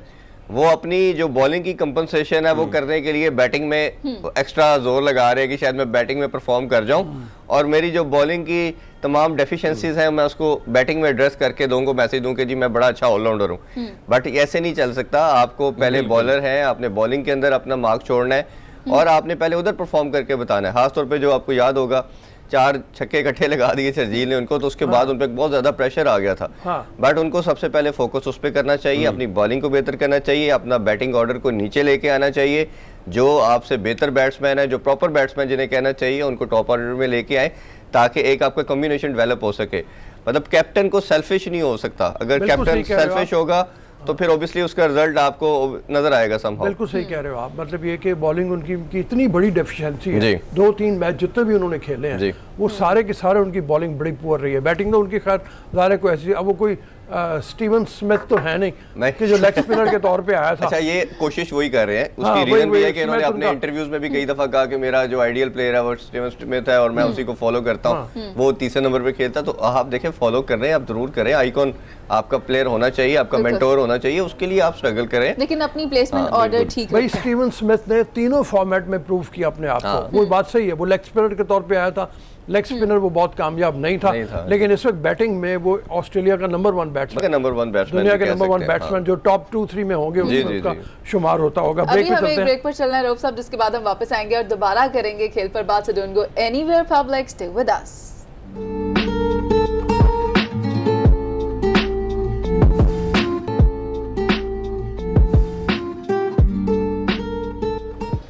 वेलकम बैक पब्लिक, और पीएसएल की बात जारी है। आज मैच होने जा रहा है 7 बजे। जैसे ही जो प्लेयर्स हैं दोनों टीम्स के, उनकी कोरोना की जो रिपोर्ट सामने आती हैं, उसके बाद टीम्स जो है मैदान में उतरेंगी और फिर खेल का दोबारा से आगाज हो जाएगा। हाँ, अल्लाह करे कि इसी तरह से हो और किसी और प्लेयर की कोई और रिपोर्ट ना आ जाए पॉजिटिव। तो इरफान से हम अभी ब्रेक में बात कर रहे थे कि अगर एक आध भी टेस्ट किसी का पॉजिटिव आ गया तो एक पैनिक क्रिएट होगा और वो पैनिक में बहुत ज़्यादा खतरा ये होगा कि जो बाहर से आए हुए प्लेयर्स हैं वो कोई यहाँ से वापस ना जाना। आपको याद होगा लास्ट पीएसएल के अंदर भी ऐसे ही हुआ था कि आपके इवन 3 मैचेस रह गए थे, बट एक प्लेयर के अंदर पॉजिटिव आ गया। इन्होंने इवन उसको तब हाइड रखा क्योंकि उस टाइम बड़ी एक अनप्रेसिडेंट सी सिचुएशन थी, पूरी दुनिया के अंदर एक क्योस का वो समा था, तो वो एकदम सारे पैनिक कर गए।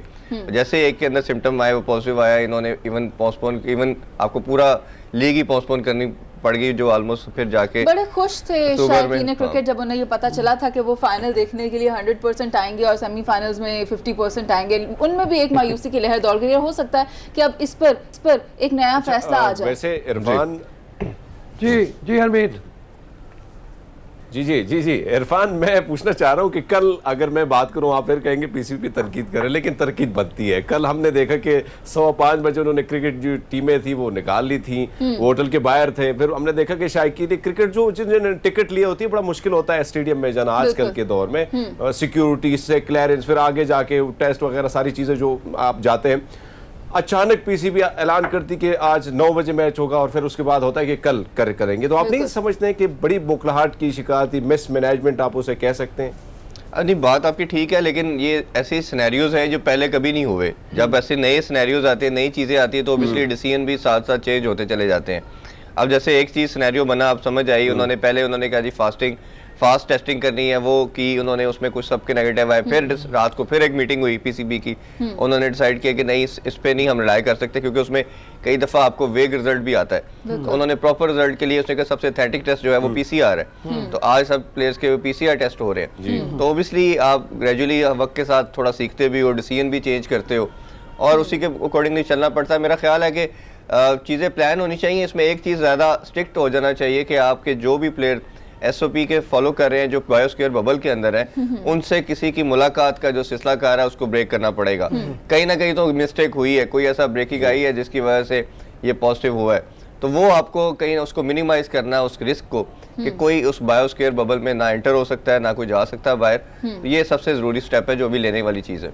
ये थोड़ा सा जरा लोगों के लिए ये भी इंटरेस्टिंग बता दें कि मतलब जब इनको प्लेयर्स को वहाँ पे रहना होता है तो इनके लिए क्या क्या हिफाजती इक़दाम हैं। आपने कहा एक बबल के अंदर उनको रहना है, और वो बबल के अंदर रहते हुए क्या क्या एक्टिविटीज़ कर सकते हैं। होटल के कमरों से एक दूसरे कमरों में जा सकते हैं, नहीं जा सकते। खाना खाने के लिए नीचे लॉबी में आ सकते हैं, नहीं आ सकते। ग्राउंड में तो उनको आना ही आना है, लेकिन किसी ग्राउंड में किसी और आदमी के साथ उन्होंने हाथ नहीं मिलाना प्लेयर्स के अलावा। इसमें बायोस्फीयर बबल के अंदर ये होता है कि आपकी जब टेस्टिंग हो जाती है तो आपके जो स्पेसिफिक जितने भी जैसे प्लेयर्स हैं या टीम मैनेजमेंट के लोग हैं, वो एक स्पेसिफिक आपका ग्रुप होता है, आप सिर्फ उनके अंदर इंटरेक्शन कर सकते हो। फिर आपका होटल स्टाफ के अंदर भी, किसी होटल में आपने स्टे किया होता है, उधर भी स्पेसिफिक लोग होते हैं, उनको भी अलाउ नहीं होता कि वो बाहर जा सके और वो या अपनी कोई शाम को घर चले गए फिर आगे, ऐसा नहीं होता। वो भी उतने टाइम के लिए, जैसे 1 मंथ का स्पैन है या 2 वीक का स्पैन है, वो उधर ही रहेंगे, उनको भी अलाउ नहीं होता। फिर आपकी स्पेसिफिक गाड़ियां होती हैं, उन गाड़ियों के अंदर ही आपने ट्रैवल करना है, वो गाड़ियों के अंदर कोई और ट्रैवल नहीं करेगा। जो ड्राइवर उसके अंदर यूज किए जा रहे हैं वो भी बायोस्फीयर बबल के पार्ट रहेंगे। तो ये सारी एक्टिविटीज को कर्टेल किया जाता है कि वो जो लोग जो इस बायोस्फीयर बबल के पार्ट है, खिलाड़ियों की परफॉर्मेंस की बात करें हम तो शर्जील और फखर की जो बैटिंग परफॉर्मेंस है कमाल की है, वो बड़े टिकाऊ होकर आजकल खेल रहे हैं, उनकी आप भी देख रहे हैं। क्या समझते हैं आपके फ्यूचर में इनसे काम लिया जा सकता है अपने टीम के लिए? जी बिल्कुल लेना पड़ेगा, ये लेना पड़ेगा। आपका वर्ल्ड कप जो है वो इंडिया में आ रहा है और इंडिया की पिचेस जो है वो आपको पता है बड़ी वो बैटिंग विकेट्स होती हैं और बड़ा लो बाउंस पिचेस होती हैं, तो उसमें आपको दोनों में से एक ओपनर मस्ट चाहिए और ये बड़ी अच्छी चीज़ है कि दोनों बड़ा अच्छा परफॉर्म कर रहे हैं। एक हेल्दी कंपटीशन आएगा, जैसे हमने रिजवान और सरफराज की बात की, अगर कीपर के अंदर इस तरह का हेल्दी कंपटीशन है और इसी तरह ओपनर के अंदर आ रहा है तो बड़ी खुशाइन चीज़ है। देखिए बड़ी टीम हमेशा वो होती है जिसकी बेंच स्ट्रेंथ भी उतनी स्ट्रांग हो। जब आपकी बेंच स्ट्रेंथ वीक होगी तो आपका वो मैसेज आता है पूरी दुनिया को, लोगों को, कि ये बहुत फारक टीम है। अच्छी टीम, स्ट्रांग टीम, जैसे ऑस्ट्रेलिया की हम एग्जांपल देते हैं, उन्होंने ऑलमोस्ट 10-15 साल क्रिकेट के ऊपर राज किया।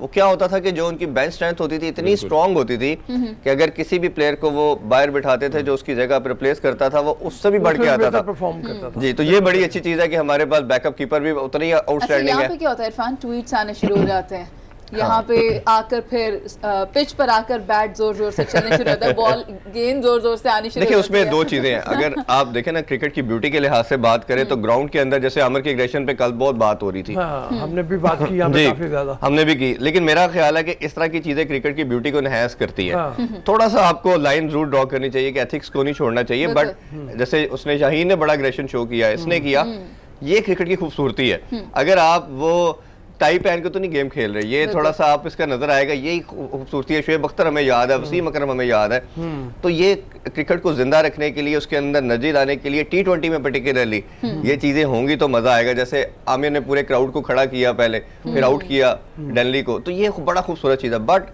उसके अंदर एक चीज जरूर रखनी चाहिए कि आपको स्लेजिंग नहीं करनी चाहिए, कोई ऐसे अल्फाज, कोई ऐसी चीज जो कि एथिक्स के अगेंस्ट चला जाए। भी याद रखना है कि आप टीम के कैप्टन हैं, आपने कोई भी जेस्चर गलत नहीं देना। हाँ, ऑब्वियसली ये सारा कुछ वही बात करें कि उसके अंदर भी आपका एथिक्स का पैरामीटर जो है वो डिफाइंड है, आपको खुद से ये फॉलो करने चाहिए। और पीसीबी को भी सबसे पहले, मैं अक्सर बात करता हूँ, नदीम खान साहब से भी बात हुई कि आप हाई परफॉर्मेंस सेंटर के अंदर सबसे पहला काम ये करें कि आप लड़कों की ग्रूमिंग भी करें, क्योंकि आपका हर प्लेयर आपका एम्बेसडर होता है। जब एज एम्बेसडर दूसरे कंट्रीज में भी ट्रैवल करते हैं, आगे पीछे जाते हैं, तो आप एक पूरी नेशन को रिप्रेजेंट कर रहे होते हैं, तो आपने इंटरनेशनल लीग्स भी खेलनी है।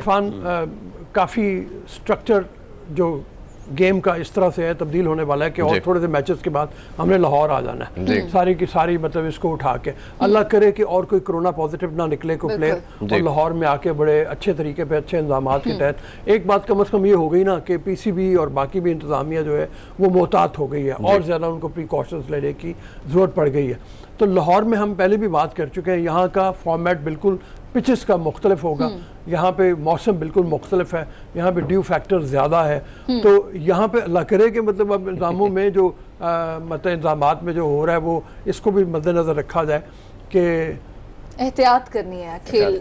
अच्छा, इसमें एक मैं चीज़ ऐड करना चाहूँगा, आज से 3 साल पहले अप्रोक्सीमेटली जब ये टीम्स ने पाकिस्तान आना शुरू किया, आपको पता है कि वो इंसिडेंट श्रीलंका के बाद आना छोड़ दिया था, फिर उसके बाद जब टीम ट्रैवल करती थी, आपको अभी भी स्टिल वही प्रॉब्लम है कि आपकी नॉर्मली ये पीसी में ठहरती हैं और पीसी से वो वाया जेल रोड यूज़ किया जाता है और आती हैं, तो वो हाफ एन आवर का जो स्पैन होता है वो पूरा लाहौर को चौक कर दिया जाता है। बिल्कुल ऐसे ही है। उसमें मैंने ये पंजाब गवर्नमेंट को प्रपोजल ये दिया था कि आपकी जो कज़ाफ़ी की बाउंड्रीज हैं, आपके 2 गेट है, एक फिरोजपुर रोड पे, एक लिबर्टी वाली साइड पे, अगर आप उसको बंद कर दें तो Gaddafi is just like a fort, आपका एक 5 स्टार होटल उसी प्रेमिसेस के अंदर बन जाना चाहिए। ठीक है, जैसे इंडिया में भी अब यही कर रहे हैं। हमारे पास वक्त खत्म हो चुका है और है कि अगर हम चाहते हैं कि पीएसएल अच्छे तरीके से और मुकम्मल हो सके तो एहतियात ज़रूर करनी है। अभी के लिए हम अपने A+ के नाजरीन, पब्लिक के नाजरीन और वो तमाम लोग जो हमें देख रहे हैं उनसे लेंगे इजाज़त। कल दोबारा आपके पास हाजिर होंगे और फिर आपसे करेंगे बात। अभी के लिए अल्लाह हाफ़िज़।